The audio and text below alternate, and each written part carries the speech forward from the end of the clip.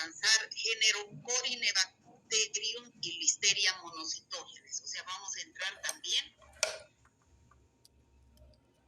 Entonces, para hacerles recuerdo lo que habíamos avanzado en la anterior clase, aquí tenemos al género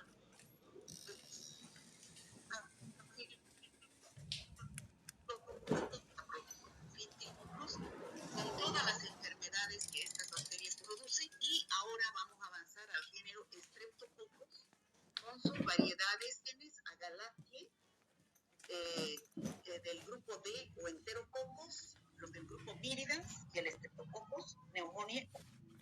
Entonces ahí tenemos todos los subtítulos que vamos a ver de este género Streptococcus, desde su morfología, su clasificación, su acción patógena de cada uno de ellos y las enfermedades o cuadros clínicos que producen. Vamos a hablar más ampliamente sobre esta del Streptococcus pyogenes.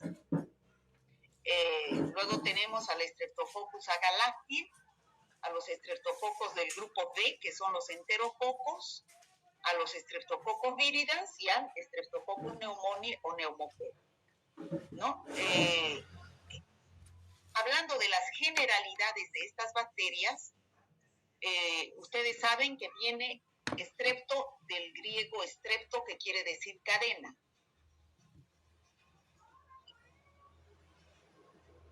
Porque vemos que estas bacterias se pueden presentar en coquitos aislados, fíjense aquí hay uno solo, pero también se pueden presentar cuando se agrupan en cadenas, a excepción de este último grupo que es el neumococo. Este Streptococcus pneumoniae, o sea, todos estos que están aquí en azul, todas estas especies se agrupan en cadenas, a excepción de este último grupo que es el Streptococcus pneumoniae, que se agrupa en diplococos. O sea, diplococos. Cuando el laboratorio a ustedes les informe diplococos gram positivos, sea de una meningitis o sea de una neumonía, muy posiblemente nos estemos recordando. Entonces, la clasificación de los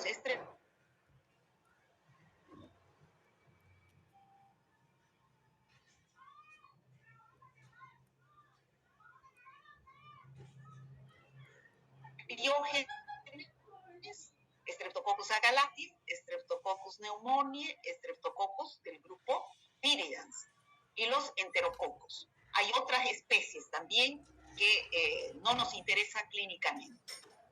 Pero hay un investigador llamado Rebecca Lancefield que ha clasificado que ha hecho otro tipo de clasificación que también algunos libros lo manifiestan, ¿ya? Los ha clasificado en base a un antígeno que tienen en su pared celular. Los ha clasificado con las letras del alfabeto. Al Streptococcus pyogenes le ha dado el nombre de Streptococcus del grupo B, a los enterococos del grupo D y a otras especies del grupo C y G. El Streptococcus pneumoniae y los del grupo Viridans no presentan ese antígeno, por lo tanto no los ha clasificado Rebecca Lancefield. Y otra clasificación es en base a laboratorio, o sea, en base a la hemólisis que producen estos cocos al crecer en un medio de cultivo que ustedes han conocido ya en el laboratorio, que es el agar sangre. El agar sangre han visto que las colonias crecen, pero estos streptococos tienen la propiedad de producir unas toxinas que destruyen los glóbulos rojos del agar sangre, como vemos aquí. Al ser destruidos, vemos que hay una zona más clara alrededor de la colonia donde crece el estreptococo. Entonces, como ustedes ya lo han visto en el laboratorio, entonces ya saben a quién me estoy refiriendo. Esta zona clara alrededor de la colonia implica una destrucción total, como los rojos, por eso se ve bien clarito. Entonces, cuando es una destrucción total, se llama hemólisis beta, alfabeto griego beta, ¿ya? Quienes producen hemólisis beta, o sea, destrucción total de los glóbulos rojos, el Streptococcus pyogenes y el Streptococcus agalactias. Sin embargo, estos otros, el Streptococcus pneumococos del grupo Viridans, producen hemólisis alfa. ¿Qué significa hemólisis alfa? Existe hemólisis alrededor al crecer estas bacterias, pero no es total, sino es parcial. Por eso la zona clara que se ve alrededor de la colonia no es tan clarita como la anterior, que en la hemólisis beta. Entonces, a esta destrucción parcial de los glóbulos rojos producida por las toxinas de estas bacterias, es alfa. Y entonces, ¿quiénes producen esta hemólisis alfa? El Streptococcus pneumoniae, pueden producir hemólisis alfa o hemólisis beta, algunas otras especies, y otras gamma. ¿Qué significa hemólisis gamma? No producen hemólisis. O sea, sin hemólisis significa hemólisis gamma. ¿Ya? Bueno, ya hemos descrito la clasificación de los estreptococos. Ahora vamos a pasar a ir más ampliamente al estreptococo grupo A de Lancefield, que es beta hemolítico. Ya ustedes saben a qué me refiero porque acabo de explicar. Voy a tomar un traguito de té.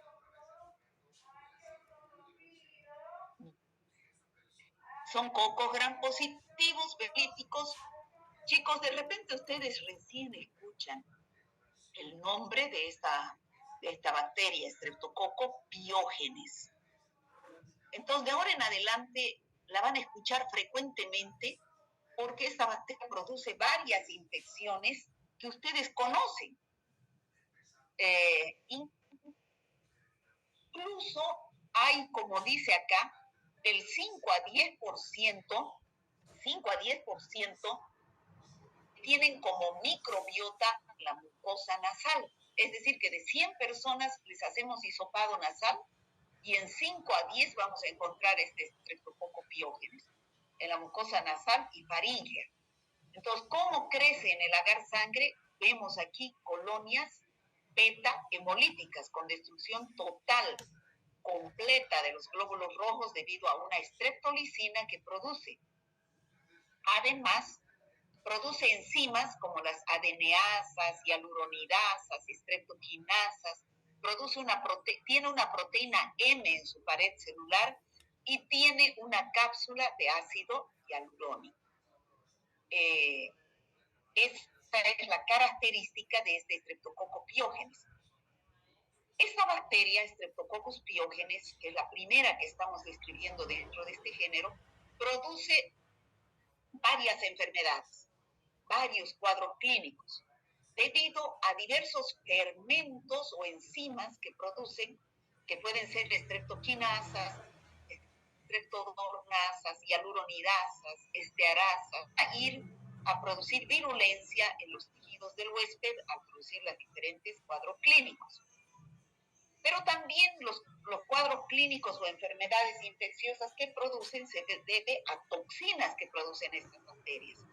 Dentro de las toxinas tenemos las streptolicinas, OIS, y hay una toxina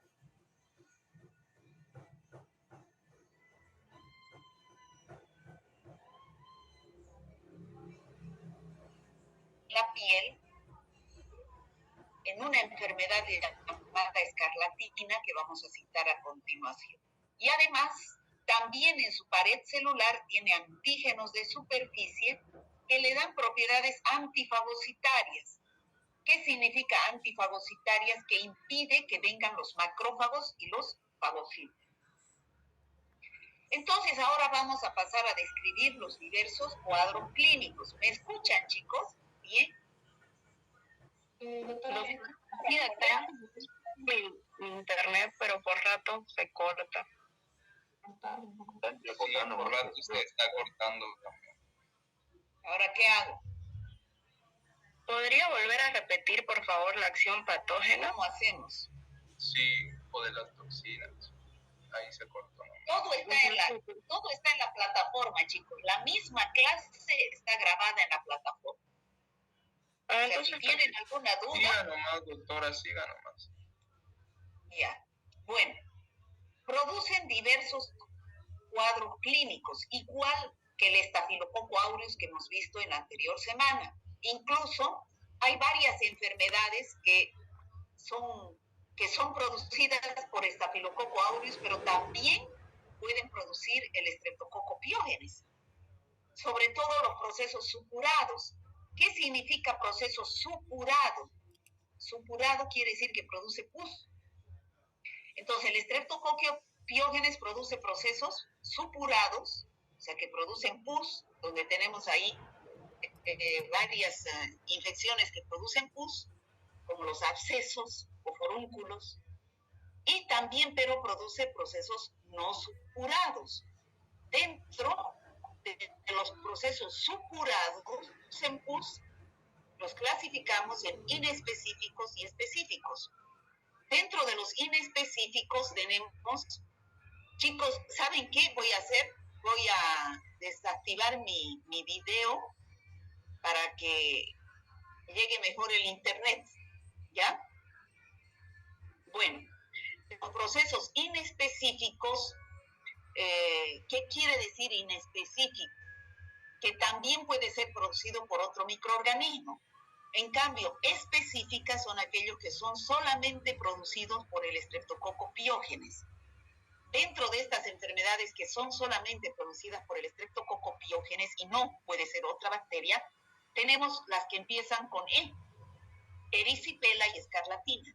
Seguramente ustedes alguna vez han escuchado hablar erisipela, escarlatina. Sobre todo la erisipela es muy común. Cuando ustedes escuchen hablar esas dos enfermedades, solamente pueden pensar en estreptococo piógenes. Por eso se dice infecciones específicas. Pero también produce infecciones inespecíficas. Dentro de los cuadros inespecíficos, como son, quiere decir que también son producidos por otros microorganismos. Por ejemplo, el impétigo en la piel. Vamos a ir desde lo más superficial hasta lo profundo. El impétigo que se produce en la piel también hemos visto en la anterior clase que produce el estafilococo aureus. Las piodermitis también. En las mucosas, los abscesos también son producidos por Staphylococcus aureus. Una de las infecciones más comunes y donde esta bacteria está muy implicada es la faringitis estreptocócica. Ustedes se van a dar cuenta que las faringitis pueden ser producidas por virus o por bacterias. Pero dentro de las bacterias, el agente que más causa faringitis es el estreptococo piógenes. Ahorita vamos a ver las características. La otitis o infección de oído, la sinusitis de los senos paranasales. Yéndonos más adentro, tenemos a la meningitis a nivel de vísceras. También es producto de carditis, o sea, de la membrana interna del corazón. Y una infección generalizada, es decir, más grave, es la sepsis puerperal. ¿Qué quiere decir sepsis puerperal? Pacientes embarazadas que tienen a sus hijos por parto. Entonces, si el parto no ha sido realizado en condiciones asépticas, o sea, de buena esterilidad, se puede complicar con una sepsis. Y si está involucrado el estreptococo piógenes,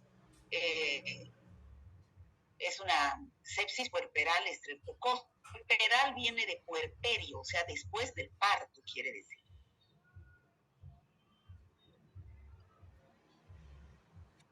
Esos son los procesos supurados, o sea, que producen pus. Pero también hay procesos producidos por esta bacteria que son no supurados, quiere decir que no producen pus. ¿Dónde está la fiebre reumática y la glomerulonefritis aguda, además de la endocarditis? Entonces, ¿cómo es que ocurren estas infecciones? Generalmente tienen una puerta de entrada, la faringitis o la erisipela o la escarlatina. Entonces, la bacteria ingresa por ahí.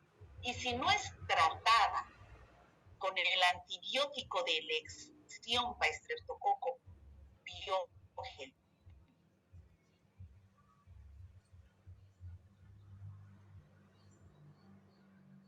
aquí dice postfaringitis, que se debe a una reacción exudativa y proliferativa en el tejido conectivo del corazón, o sea que puede dar fiebre reumática y endocarditis, y en los riñones convertirse en una glomerulonefritis aguda que aparece, como ya dije anteriormente, consecuencia de una infección en piel que puede ser erisipela o escarlatina o una faringitis. Esas son la puerta de entrada.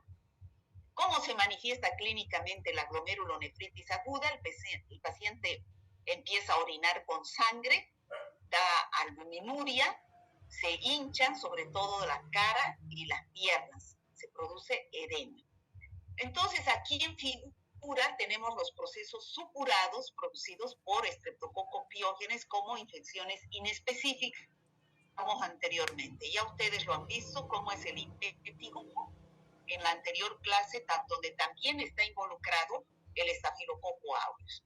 Entonces el impétigo aparece alrededor de los orificios de la cara, alrededor de la boca, de los ojos, de la nariz, aunque también puede aparecer en el cuerpito de los niños por falta de higiene, ¿no? Se rascan, se infecta y se convierte en costra. Impétigo es aureus, Staphylococcus aureus o Streptococcus pyogenes, ¿ya? También los forúnculos es producido por esta bacteria. Forúnculos o abscesos. También hemos visto que el Staphylococcus aureus puede producir esta infección. Aquí tenemos forúnculos o abscesos. Y hemos visto los cuadros inespecíficos. Hemos visto el impétigo, otitis, impétigo, piodermitis, los abscesos. Pero, como les decía, una de las infecciones más importantes es la faringitis, porque puede ser puerta de entrada para otras enfermedades. ¿Qué es la faringitis? Faringitis es inflamación e infección de la faringe. Entonces, cuando uno tiene faringitis, creo que todos la hemos padecido alguna vez, tiene disfagia. Disfagia es dificultad para tragar, ni uno la saliva la puede hacer pasar. Odinofagia, dolor al tragar. Puede tener fiebre, puede presentar una faringe edematosa, quiere decir hinchada. Edema es hinchazón. Y eritematosa. Eritematosa significa color rojo, ¿ya? Color rojo. Entonces, estas faringitis pueden ser causadas por virus o por bacterias. En la mayoría de los casos son los virus, ¿no? Son los virus, cuando uno tiene disfagia o odinofagia, silina, y nada tiene que ver con las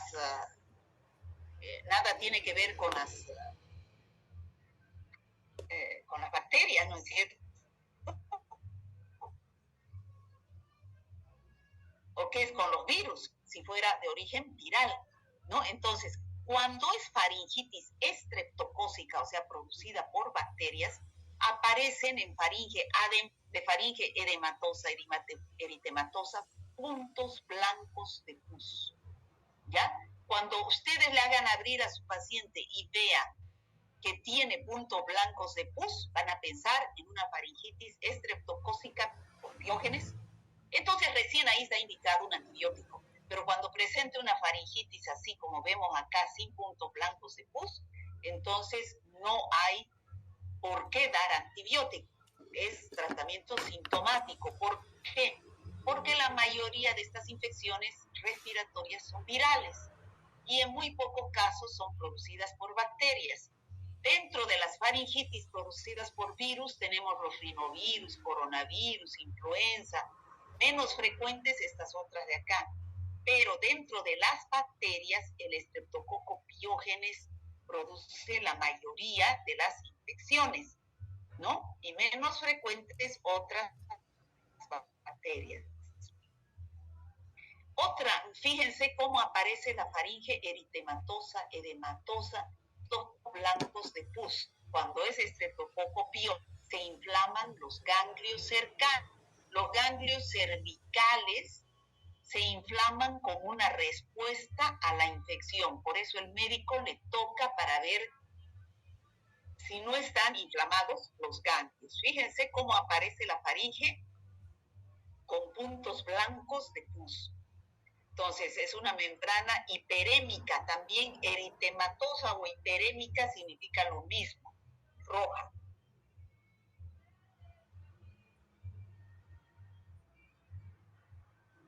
Esta faringitis, chicos, esta faringitis es puerta de entrada. Si no se hace tratamiento con penicilina, es la puerta de entrada para infecciones más graves, ¿no? Ya dijimos, la glomerulonefritis aguda post-estreptocócica, donde se forman inmunocomplejos insolubles alrededor de los glomérulos, donde el paciente va a tener hematuria, que es orinar con sangre, hipertensión y un malestar general. Lo mismo la fiebre reumática y la endocarditis, ¿no? A otro nivel.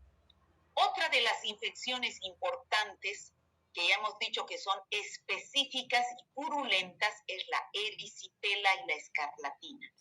La erisipela aparece, estos dos pies son del mismo paciente. Entonces, este es el pie sano, este es el pie con erisipela. ¿Cómo aparece? La puerta de entrada es una microherida que puede haberse golpeado el paciente y contaminarse con estreptococo piógenes y produce la infección que se llama erisipela. La zona aparece caliente, con edema y eritema. Si ustedes ven, está súper eritematosa la pierna con erisipela.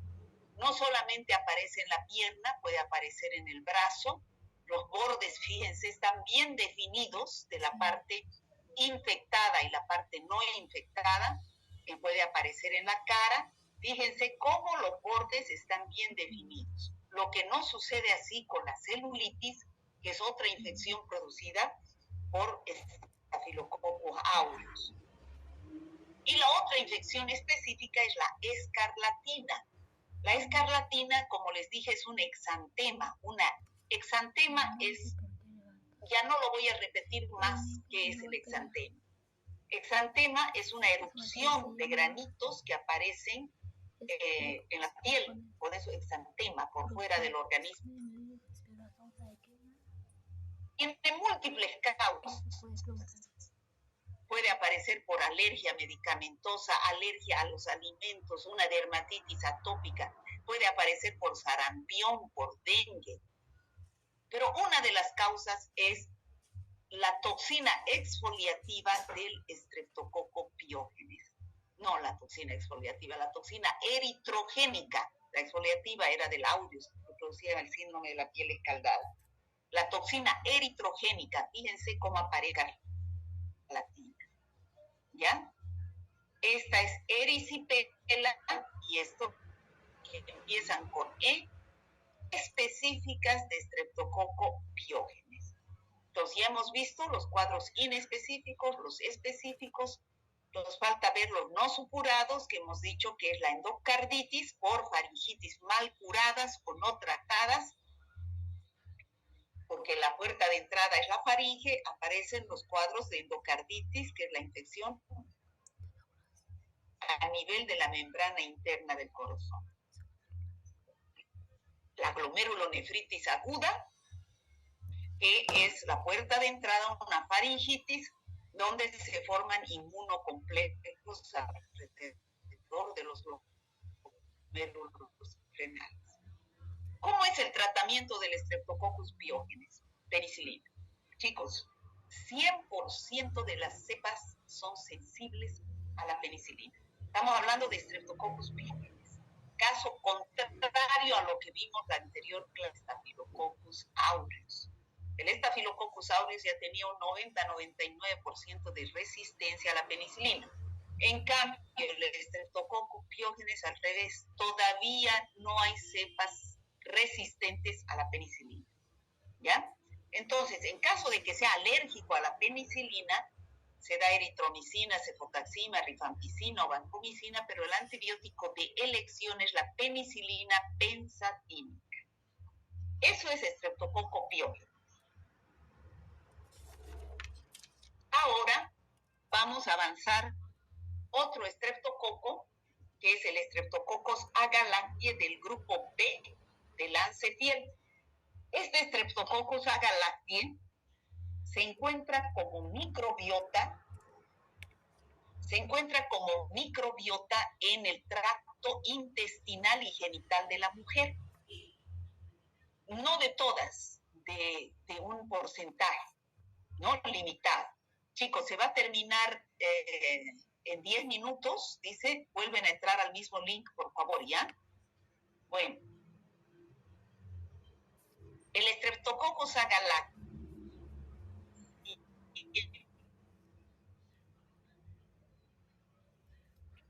Entonces, cuando esta mujer se embaraza y viene con microbiota al Streptococcus agalactiae, y al tener su hijo, pasa por el canal del parto, o sea, no lo tiene por cesárea, sino que pasa por el canal del parto, este bebé va a aspirar de la madre que tiene Streptococcus agalactiae en su canal vaginal esta bacteria. Y se va a ir a su cerebro produciendo meningitis, a los pulmones, neumonía, y se puede complicar con una sepsis. Por lo tanto, el Streptococcus agalactiae produce infecciones neonatales. Ustedes ya saben qué quiere decir neonatal, ¿no es cierto? Neonatal significa neonato, y neonato es el bebé recién nacido hasta que cumple el mes de vida, ¿ya? Entonces, estas infecciones están involucradas en el recién nacido, producidas por Streptococcus agalactiae. Puede ser de comienzo precoz, cuando aparece los primeros 5 días de vida. Entonces, ahí la madre es la fuente de infección, ¿no? La meningitis e infecciones pulmonares, porque ha pasado el bebé por el canal del parto, ¿no? En cambio, cuando es de comienzo tardío, quiere decir que aparece después de 10 días hasta 3 meses. Aquí la madre no ha sido el contagio, sino es una infección intrahospitalaria. Cuando se pone al bebé en una incubadora donde hay 2 o 3 bebés, o en una cuna donde hay 2 o 3 bebés que están enfermos, y entonces se produce el contagio. Esto es muy común en nuestro medio, ya que no tenemos infraestructura para colocar a un bebé en cada cuna o en cada... ustedes deben escuchar siempre que hay hacinamiento en la maternidad, versibola, ¿no? Entonces, esa es una causa de que se produce hacinamiento y por eso se contagia, ¿no?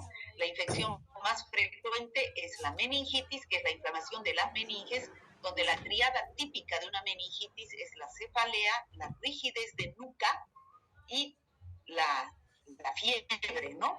Aquí hemos visto que los niños aparecen con meningitis. Estos no son neonatos, por si acaso, pero para que ustedes vean que pueden presentarse convulsiones también, ¿ya? Otros estreptococos son los estreptococos del grupo D. Actualmente ya no son estreptococos, sino se llaman enterococos. El género enterococos es otro género, ¿ya? Sus especies son Enterococcus fecalis, Enterococcus faecium, Enterococcus avium. Estos enterococos, como su nombre indica, entero, son habitantes del intestino, o sea, son microbiota intestinal. Pero cuando van a otros órganos que no son microbiota, como el intestino, la boca, la piel, cuando van a otros órganos donde no son microbiota, por ejemplo, al oído pueden producir otitis. En el aparato urinario pueden producir infecciones urinarias, también pueden producir meningitis, endocarditis, o sea, infecciones graves, pero son microbiota del intestino humano. Otro grupo es los estreptococos del grupo viridans. Estos estreptococos del grupo viridans son muchas especies, dentro de las cuales tenemos al Streptococcus mutans, al Streptococcus mitis, Streptococcus salivarius, intermedius. Estos son microbiota de la boca. Es que todos tenemos en la boca Streptococcus viridans juntamente con Neisseria, ¿ya? Estos, cuando van fuera de esos lugares donde son microbiota normal, pueden producir, como el Streptococcus del grupo Enterococcus fecalis, podemos encontrar produciendo bacteremias, endocarditis, sepsis, neumonías, meningitis, infecciones de las heridas.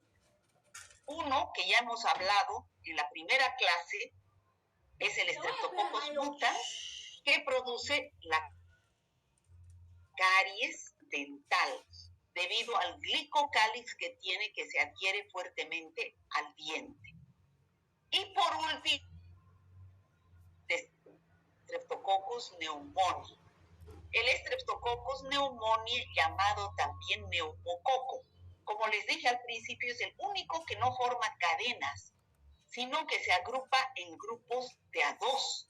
Fíjense, tampoco es bien redondito, es un diplococo lanceolado, o sea, es un diplococo medio alargado, ¿no? Entonces, cuando ustedes les informen como resultado de una neumonía o de una meningitis, diplococos gram positivos, se refieren al Streptococcus pneumoniae, llamado también neumococo. Estos diplococos, esto por ejemplo es un cultivo de esputo, no es cultivo, una tinción de gram de esputo.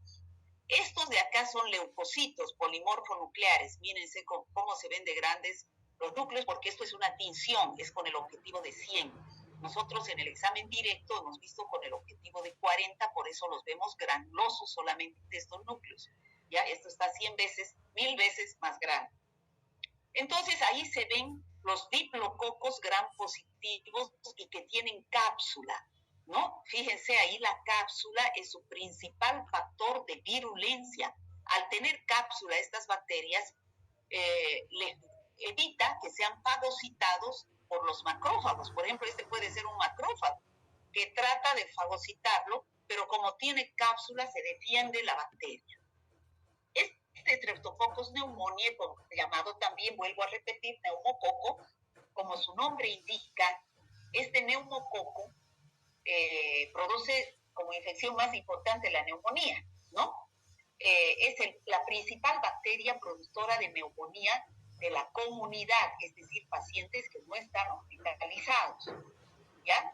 ¿Debido a qué? A que tiene esa cápsula que les dijo que es responsable de su virulencia, que le dan acción antifagocitaria, lo cual hace que invada los tejidos del huésped, especialmente los pulmones y las meninges, siendo las dos infecciones más importantes.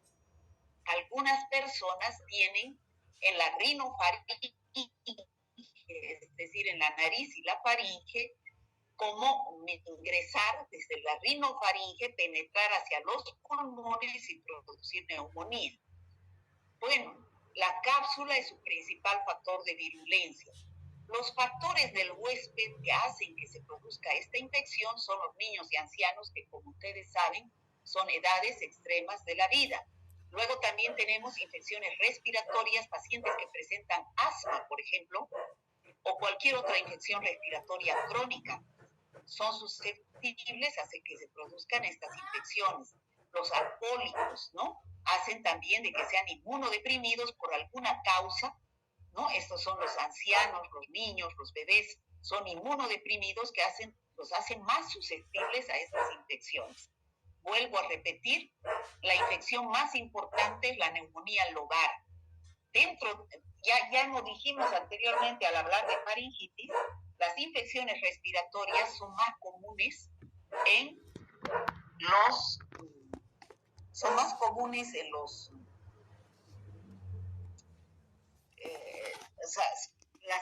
las infecciones respiratorias son más comunes producidas por virus, ¿ya? Por virus. Pero dentro de las bacterias, el productor de neumonía bacteriana en el 80% es el Streptococcus pneumoniae, sobre todo si es en pacientes de la comunidad, es decir, fuera del hospital, ¿ya? Llegan a producir la neumonía con el inicio del cuadro, que son escalofríos, fiebre, fiebre, tos, dolor en punta de costado y aparece un esputo herrumbroso. Herrumbroso quiere decir de color ladrillo. Presentándose la triada típica de una neumonía. ¿Cuál es la triada? Triada quiere decir 3 síntomas típicos que podemos reconocer clínicamente que es una neumonía. ¿Cuáles son? Tos con expectoración. Ese es el primer signo y síntoma. Tos con expectoración. Fiebre, el segundo, y dolor en punta de costado. Al toser me duele la punta de la costilla, entonces debajo de la costilla, entonces esos son signos típicos de una neumonía, la triada de una neumonía. Pero también pueden producir infección